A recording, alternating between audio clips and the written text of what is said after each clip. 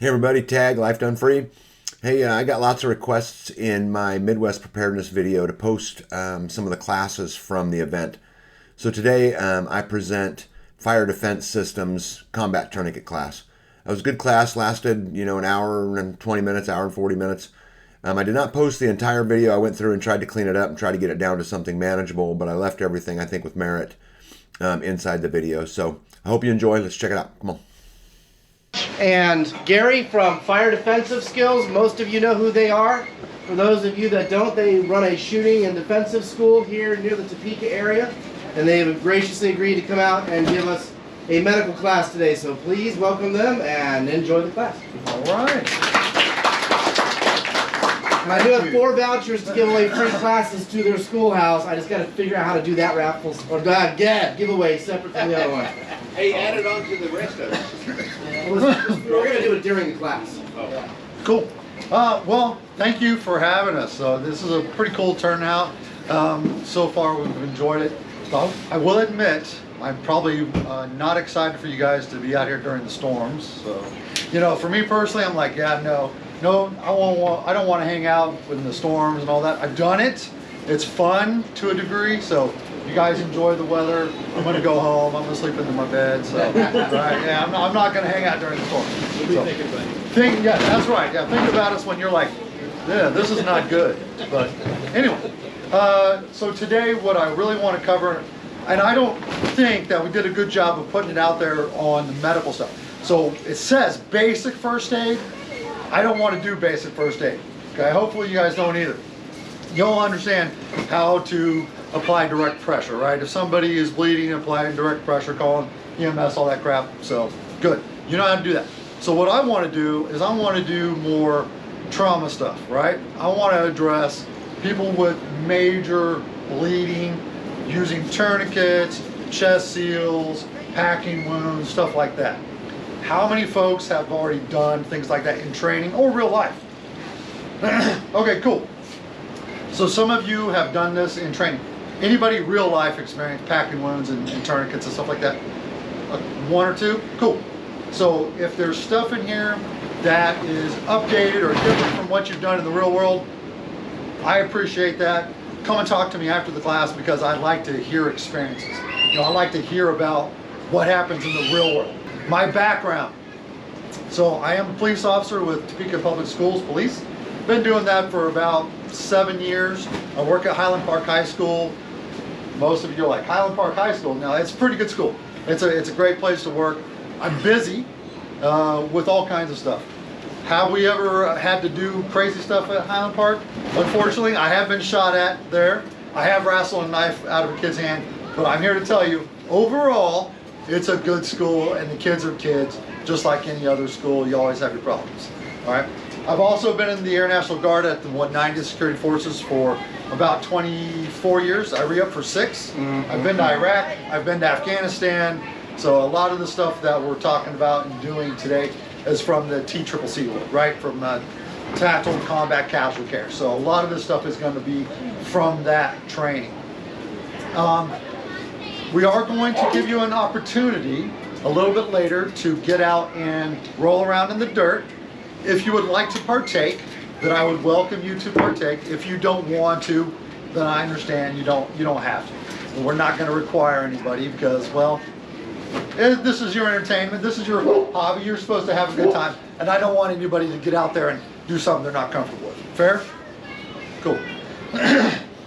So, let's jump into it and start talking about types of bleeds. Types of bleeds.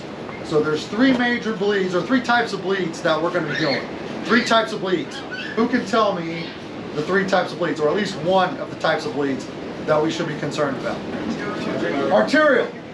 So arterial, is that going to be what? Is that the most serious type of bleed? Yeah, what is that characteristic? What's characteristics of arterial bleed? Spurting. Spurting, what's that? Bright red. Bright red. What else? Pulsing. Pulsing, yeah. So that spurting, that pulsating, right? With every beat of the heart, what is happening to that blood? It's coming out. What happens as you watch the blood spurting get less and less? Blood pressure is lowering, and what's what's happening? They're bleeding out. Body temperature's decreasing, so we not only have a loss of blood loss, and they're going to die if we don't get medical aid to them. Do we have to also worry about shock eventually? Eventually. But first, before we worry about the shock, what do we have to do? We have to stop the bleeding, don't we? That's going to be first. Before we do anything else, we have to stop that bleeding. Otherwise, being cold is not going to matter, is it? Right? So, yeah, they're going to be cold, all right. So we got to stop that bleeding first. So what are the other types of bleeding that we need to be concerned about? So we got arterial. What else? Internal. That is important, and that is something that we need to be concerned about. What's that? And with some simple lacerations, what kind of bleeding does that produce? Capillary. Capillary. Capillary is going to be what? On the surface, like on the surface. So it might be characterized by maybe some oozing, maybe some dripping or something like that. So your capillary is going to be what happens when you get a cut on your hand. You look at it and you go, oh man, and you go get a Band-Aid, right, a boo-boo kit, and fix it. And then what's the other type of bleed? Venous. Venous. So venous bleed, is that going to be another serious bleed that we need to concern ourselves with? Can be, right? Depending on where it is. A venous bleed could be very serious, and we need to deal with that. What's it called? Venous. So from your veins. Oh, venous. That would be in arterial? That would not. So the arterial bleed, the most serious. That would be like what?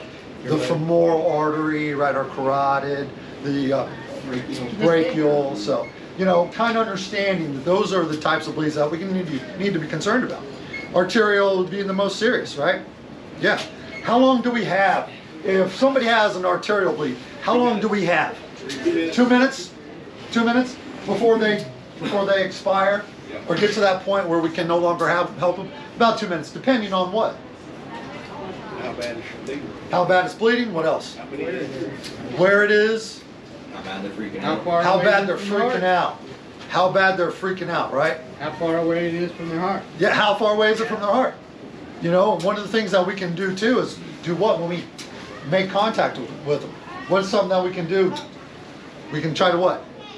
Get them to calm down by what? Calm, and try to just give them something to hold on to. There you go. So what he's saying is trying to keep them calm, talk to them in maybe a calm, even tone, Their name. assure them Yeah. that, you know what, hey, you know, I'm doing the best I can. We're getting help for you. Am I going to tell them you're going to make it? I'm not necessarily going to tell them you're going to make it, but am I going to tell them that I'm helping them? Am I going to reassure them and say, hey, I'm here for you. We're getting help. You stay calm. Yeah, exactly. You as the provider, you have to be the one that's showing confidence. You got to show the person that you're working on, hey, it's going to be okay. I know how to do this. I can help you. I'm going to help you. Okay? So as we approach the person, if we come up on a scene, we approach, what should we do first as we approach? Evaluate the scene. Scene safety, right? Scene safety. So as I approach on a car accident, I walk up, what am I looking for? Oncoming traffic. Oncoming traffic, what else? Electric lines. Maybe electric lines being down, what else? Fuel. Fuel, water, yeah, a spark that could cause a fire. Okay, these are all things that we're looking for to make sure that the scene is safe. Because if you, as the provider, the rescuer, if you're injured, who's helping the person who's down? What kind of car is it? Nobody. Electric car? Yeah. Yeah, is that a concern nowadays? What kind of vehicle are you dealing with? Electric car? 700 volts. You know, right. So these are things that we have to be concerned about, of course, right? So make sure that you are safe. Are we worried about body substance isolation from bleeding, from blood? Should we be concerned about that? We should be concerned about it, but might we have the equipment? We might not. What if you don't have gloves? What if you are I'm not gonna save able? somebody's life first. I can worry about that after. There you go, right? So especially if it's somebody you know, are you going to be worried too much about putting your gloves on and all that stuff, or are you going to try to render aid the best you can? That's going to be a decision that you have to make, right? We can't tell you, but I'm here to tell you about a time when I was faced with that doing CPR. So I'm working at Cap City, at Capital City High School, a couple years back. I'm walking around and somebody gets on the radio and says, hey, your boss is here. So I'm walking with one of the staff members, and I look at the staff member and I say, hey, wouldn't it be crazy if we rounded the corner and they were doing CPR? Right, as we're walking around, we turn the corner, I kid you not, there in the nurse's office is my boss bouncing this kid off of the cot, doing CPR. I couldn't believe what I'm seeing. I run over there, I tell him, hey, stop, stop, stop. We got to get him on the ground, because what is that cot? It's a soft surface, right? You're not getting effective compressions, right? So we get him off there, we get him on the ground. We start doing compressions. I look at the nurse, I say, hey, do you have a BVM? She goes, a what? Bag valve mask. She's like, no. So I'm looking at this kid and I'm like, okay, this is a 16-year-old kid, you know, his mouth is on, he's got stuff coming out of his mouth, and I'm like, well, here we go, you know. So I'm like, you know, and I just started going breaths with no body substance isolation. I had no mask, I had no pocket mask, so I just had to go for it. Did the kid live? Yes. Yes. Yes, he did. We actually got to the ambulance, and they got him, everything was good to go. But you got to make that determination, right? When you're faced with that medical emergency, are you going to use gloves or a mask or whatever, some kind of body substance isolation? That's on you. I can't tell you how you're going to perform. Cool? If you render aid in the state of Kansas, are you going to be protected under law? Yes. Yes, by what? Good Samaritan law. Good Samaritan law says that you can render aid within your scope of practice. What is going to be your scope of practice? Zero, right? Zero. Bam.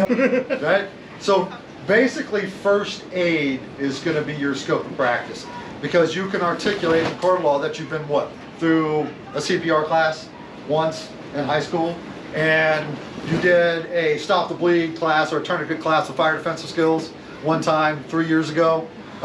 So I'm just saying, within your scope of practice, are you going to trach somebody? No. No, no. Are you gonna do crazy stuff like that? No, of course not. You're not gonna cut their heart out or the liver out and put it in a cooler and take it for sale. You're not gonna do that, okay? So make sure that you're working within your scope of practice. Cool? If you do that, then is Good Samaritan law going to help protect you? Cool. All right.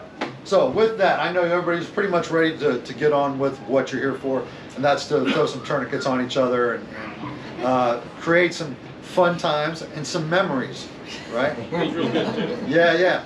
Usually my students understand when I say we're going to have fun, what does that usually indicate? Pain. Oh, no, yeah, yes, it is. Yeah, this is gonna, I'm gonna lie, it's gonna, okay. So, let's talk about tourniquets. Let's talk about the tourniquet. Who's put these on each other? A few of you have? Some of you have not had the pleasure yet? All right. All right. I promise it will only hurt for a little while. David Allen Coe, anybody? Three Biggest Lies? David Allen Coe. If you don't know that song, you need to get with it. You need to go with the times, late 70s, early 80s. Okay? Is it true a tourniquet around the neck stops all the bleeding? It will help. Tourniquet around the neck will be effective in stopping the bleeding. It'll stop this too, won't it? It will. It will. It will stop the talking. Calm them down. All right. So let's go through the pieces and parts of the tourniquet. So let's just start at this end. We got the buckle, right? It makes perfect sense. We got a buckle here.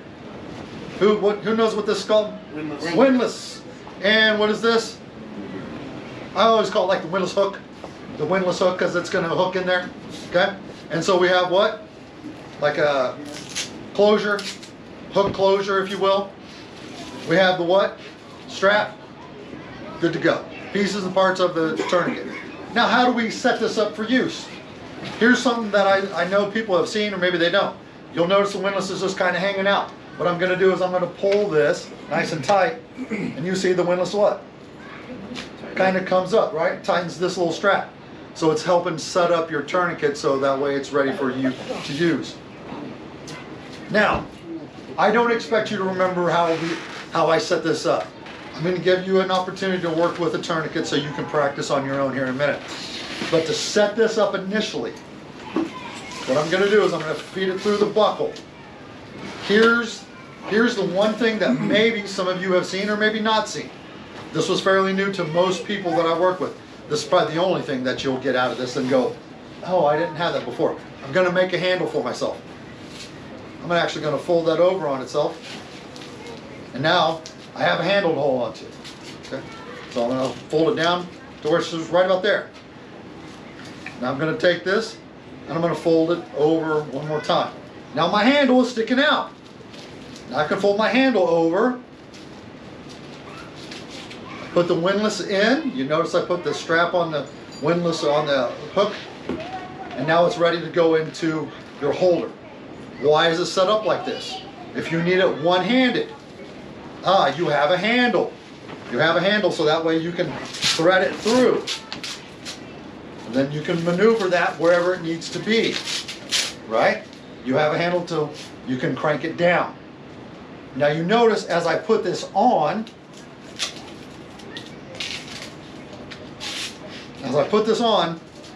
the handle, right, the strap right here is going to my midline or the center line. So when I put this on my arm, I want it to be, how do I want to have it on my arm? Towards your heart. Towards the heart. So there's a saying that we have, high and tight. High and tight. So we want this to be on the arm as high as we can. In years past, we said what about tourniquet placement? Yes. 2 to 3 inches above the wound site. It's no longer 2 to 3 inches above the wound site. Now it is just high and tight on the extremity. Okay? That's easy to remember. Legs, arms, high and tight. So when I put this on, again you notice, right? Come in center line. It's important that I pull it tight first. Good and tight. Now I'm going to thread this around.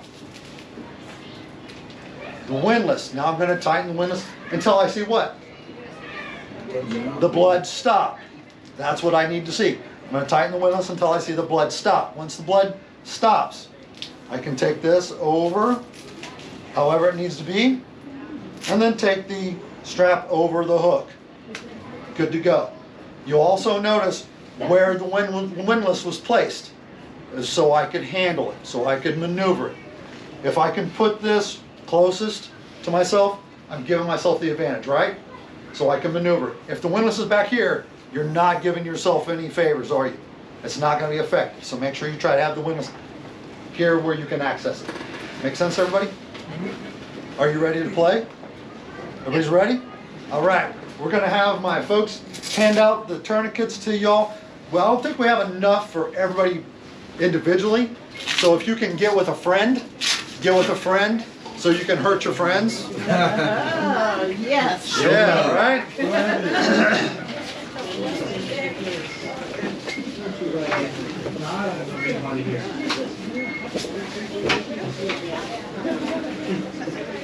There you go. Who needs a tourniquet over here? I'll do that. Okay. You may hand them out? Yeah, if you want to hand, here's some more. I got one more.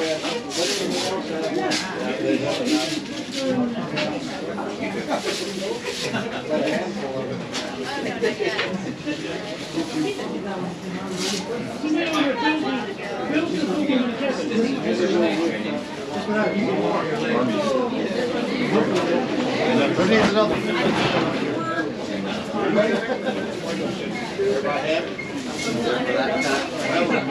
All right. Well, I mean, hey, if somebody just wants one individually, then.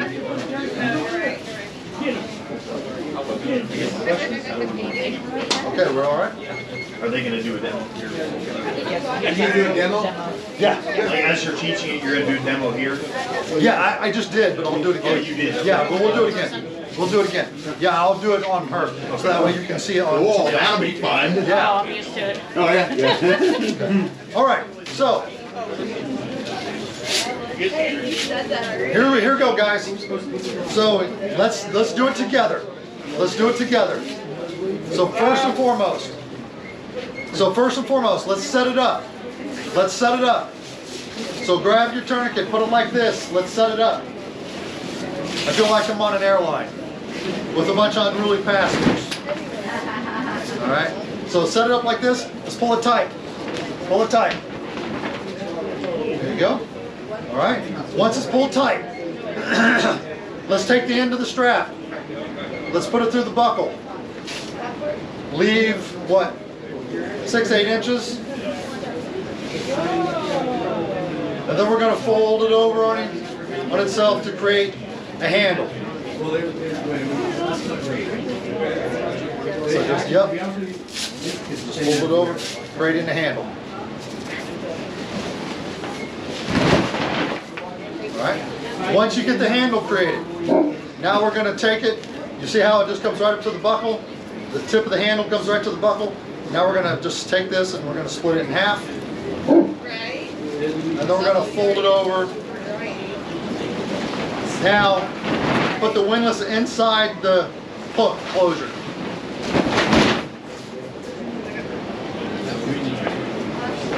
If you don't get that, no problem. After the class, we'll come by and we'll help you out. All right, JJ. So, this is my lovely assistant, my girlfriend, Jessica, call her JJ. So here's how we put it on somebody else. If we're going to put it on somebody else. The same principle applies, right? I am going to put it on center line, the strap going center line. I'm going to pull it tight. I crank it until it bleeding stops. Put the windlass in the hook, over, and closure. Good. All right. Do it. Start doing it to your... Does anybody want to see it? Like what it should look like? Oh yeah, yeah. And that's why there is a time on the closure, on the strap closure. You can note the time. Old school, what we do in blood? T on the forehead. T on the forehead. We can still do that. We can still do that. Yep. Yep. So does it matter if it's on, does it matter if it's on skin or I'm glad you brought that up. Sad face. Okay. Also, can I get 3 milligrams of bring it back in? real quick, guys. Question was asked. Great question. Does the tourniquet go over the clothing? The tourniquet can go over the clothing if you just throw it on. Would we prefer for it to be on skin? Yes. If you can remove just that part of the clothing, to put the tourniquet on. Do we need to be firefighters? And where are my firefighters at? Okay, firefighters. Why do we got to cut the entire clothing off from head to toe to put a tourniquet on the, what's that? To look for additional injuries.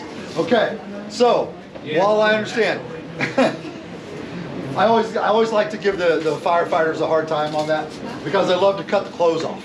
Now, what I'm going to caution, if you're working in this environment out here like this, away from medical facilities where maybe help is 20 minutes, 30 minutes away, try to just cut away the clothing that you need to. Because what are we concerned about? Hypothermia. Exactly, exposure, hypothermia. So try to just cut away what we need to. Now, if you suspect that there's multiple wounds, I understand that. But if we're in this environment and somebody, falls down and they get an open fracture and their bone's sticking out, do we need to take the shirt off? No. Can we do an assessment? Can I still come through and do a quick assessment if you need to look for further wounds? Can I still make my claws like this? Come down the back, look. Sure I can. I can still try to do a quick assessment to ensure there's no other wounds, but I don't need to probably remove the clothing aside from just the wound site. Does that make sense to everybody? Cool. How long can you leave that on till it starts to damage? How long can you leave a tourniquet on before it starts to kill the tissue? Anywhere from 4 to 6 hours. 4 to 6 hours. Now, in Afghanistan, they had incidents maybe up to 12. But 4 to 6 in this environment is probably what we're safe to say. If you're in that time frame, you're probably going to retain the limb. You're not going to lose it if you can get to medical training or medical facilities within that amount of time. Cool? What about releasing it and repacking it? Once the tourniquet is on, another great question. Once the tourniquet is on, we keep the tourniquet on. Do not loosen it, because they're going to probably tell you what. The patient's probably going to tell you what. It hurts. It hurts bad. I want you to take it off. I want you to loosen it up. You can't do it. Once it's on, it stays on. Do not give in to they're going to complain a lot about loosening it or taking it off. Don't take it off. Once it's on, it's on. Okay? Can you apply a second tourniquet? Yes. Where would that one go? Above the first. Above the first. Otherwise, it doesn't matter, does it? Right. So make sure it goes above the first. Make sense? So if it's high and tight, that's around the neck. High and tight is around the neck. Well, if we want them to live, we keep it on the extremity. There's the question. Right. There's the criteria. Right. If we want them to survive. Now, has everybody had a chance to put this on their friend? Have they had a chance to put it on themselves? What's that? Put them on your leg. Go ahead and put it on your leg. So once you put it on your leg, I'm going to show you something else too, real quick on that. But practice putting it on your leg, and then I'm going to show you something about the legs.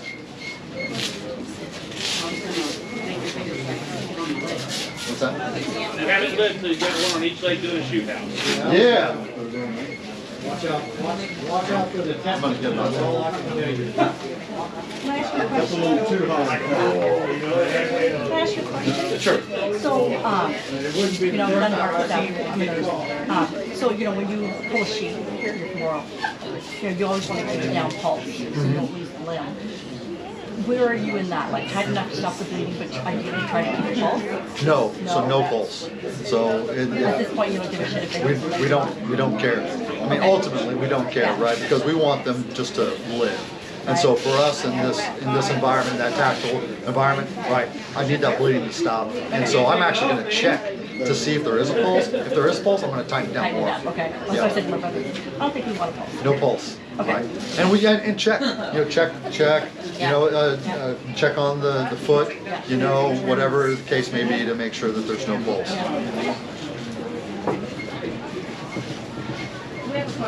Yeah.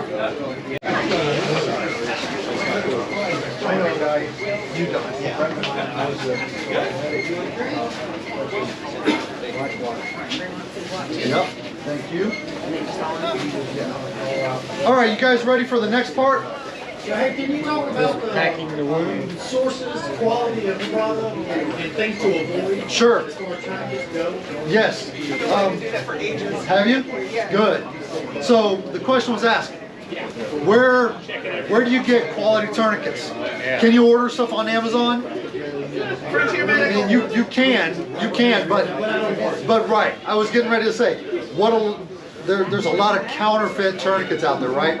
Amazon is going to be a horrible source to buy them, because are we going to be able to tell the difference by just looking at it on the surface? No. So should we order our stuff from a reputable medical supply? Sure. The Tactical Medic is one that we order most of our stuff from. The Tactical Medic. Then you were saying Frontier Medical. So there's a couple places out there that are going to be legitimate, but most of what I do is, again, the Tactical Medic's probably almost exclusively where I get my stuff. So Because we've been talking about some things before where you don't want to go cheap on certain things. Don't. A $15 savings is what I bring mine. see, and that's it, because what are you going to find on Amazon? You're going to find it for $15, and you know right there. Yeah, that should be a red flag. Right. But people who don't know the difference are going to be like, oh yeah, exactly, from Wish. So. My dad. You guys know how to spot the difference? Between like Gary, how do you spot like the cheap Chinese The price is probably going to be your number one. Price is going to be number one. That should be the biggest clue right there in of itself. But again, just getting on Amazon and looking at it, you're not going to be able to tell, like, just the surface, you're not going to be able to tell the price. Price is probably going to be your point if you get on there. I've seen the string, the string, when you're twisting the strings rip off. Yeah. So, Right. you're probably looking at between $25, $35 for a cat. Yeah, that's about average for a cat. And So you always want to buy a new one. You don't want to buy a used one. don't buy a used one, right? Don't- And then And are don't we? practice with the one that you want for That's what I was real gonna ones, say. okay? That's- that- Buy exactly. a couple and have one to practice. Yep. What if you don't have one and need one? If you yeah, like an emergency, like improvised tourniquets. No. So what's that? Said you wear a belt, don't you? Yeah, I mean, improvised tourniquets. Could they be just about anything? They could be a belt. They could be a T-shirt, right? It could be this. Now, what we were talking about just a minute ago, the rat tourniquet. So the rat is got a really small strap that you wrap around several times in order for the bleeding to stop. Could we simulate the same thing with an extension cord or power cord from any kind of electronic device? I mean, if somebody had a power cord to a computer, the key is, and this is what we were kind of talking about earlier, how wide can you make the surface? Now, will a shoestring cut the blood flow off? Maybe. But what if we wrap the shoestring around till we make it that wide? Is that going to be more effective? If we wrap it around several times to make it wider, it's going to become more effective. So that's why I say, maybe even a power cord, extension cord from something, if that's what you have, or a T-shirt, or a sock. As long as you're going around and making it tighter, you're going to restrict the flow. Might it be, all the way off? You might not cut the flow completely off with an improvised tourniquet, but at least we're doing something, right? Especially if we're at wherever place and you're like, man, I got nothing other than this power cord. So, right, office type environment, that might be it. Okay. Now, something else that I want to talk about: the SWAT-T. The SWAT-T. How many of y'all worked with the SWAT-T? Okay, so this tourniquet's going to segue. It's a tourniquet, but it's going to segue into chest seals. So this is also a tourniquet, and it's cheaper. You can buy these on Amazon for about 12 bucks, 13 bucks. Josh and I first saw these back in 2009 at the tactical vendor show down in Tulsa. So how this thing works, and it says it right on the tourniquet: stretch, wrap, tuck. It has directions. You want to make an oval into a circle. When you turn the oval into a circle, then you know you have the proper stretch. Okay? And you just wrap it around the limb, tuck it in. Right? So how does that look? If I put it on myself, it's easy on my leg. I'll show you how to do it on the arm, but here, as I wrap it around, I'll wrap it around once, kind of here. Now I start to make it proper. Now we start to put it on tight.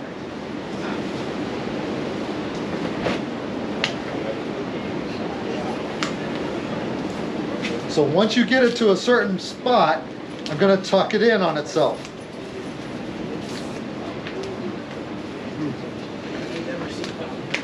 I'm not done.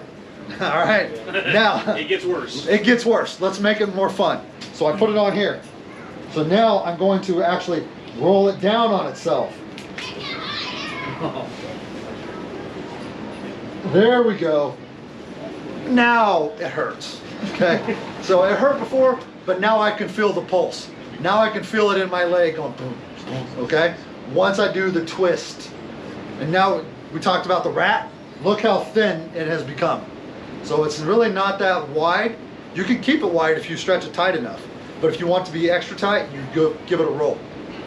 So let's pass these out. Let's let you work with these a little bit on the leg. We'll let you do it on the leg, and then I'll show you how to do it on the arm with one hand. Give you these, Yeah, go ahead. and I'll get more out of the box. And I want to take this off. Yeah. Yeah, you have to show us how to remove it first. Yeah. Just kind of grab it. Yeah. Get it off. Woo. Yeah, yeah, exactly. You're like, that's unpleasant. Yeah, we don't have as many of these, so you're gonna have to share them around. Bless you. Bless you. Thank you. Do that again. Another one. Let's do it, John. There's a few there. Got one here. Let me roll this one. He went this way with it.